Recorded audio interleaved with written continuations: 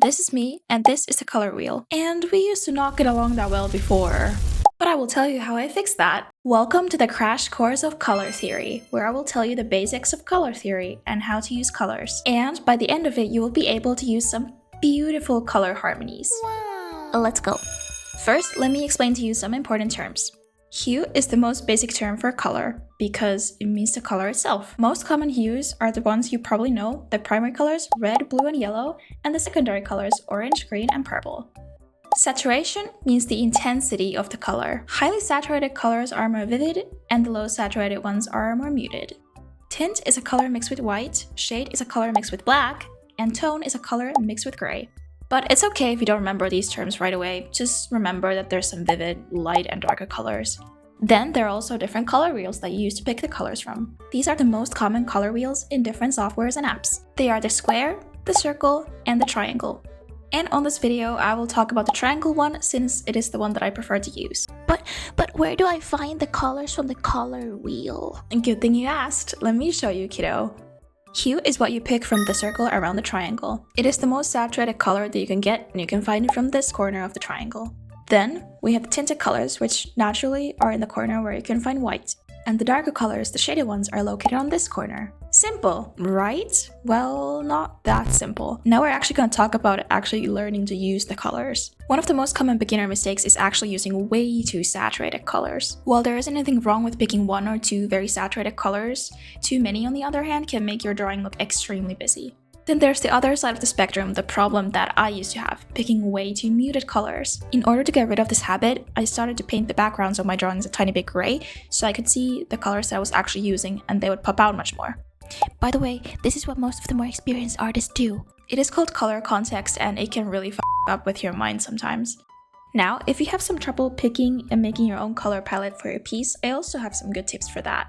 To make your piece pop and make them more memorable and iconic, you need to use colors that go well together. Here are some most common color palettes you can easily implement to your own pieces. Using only primary colors or only secondary colors. Using colors next to each other on the color wheel. This is my personal favorite. And if you want to add a bit of a twist onto this one, also color that is on the total opposite side of the color wheel. Which brings us to the next palette, complementary colors.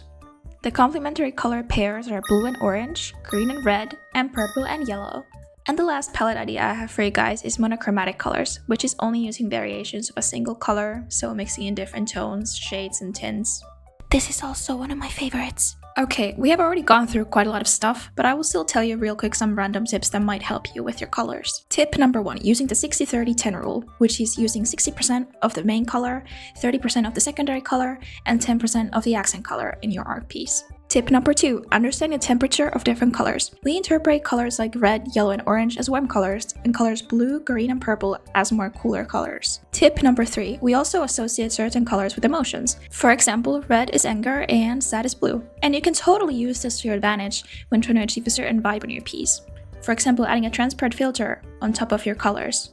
Now, we're getting pretty close to the end of this video. But if you still feel quite lost after all of this and seriously don't know where to begin, I would advise you to study other people's art and understanding how they use colors. Something that I still do quite often is that if I find a nice reference with some beautiful colors in it, I copy that reference onto my drawing software and I manually, with the color picker tool, pick some of the main colors from the picture and I lay them down onto the canvas. And while I do this, I take a look where I can find that specific color from the color wheel. And I do this because it will help me to understand where I can find similar hues, tones, shades, etc. in the future if I want to recreate similar colors. Or just copy.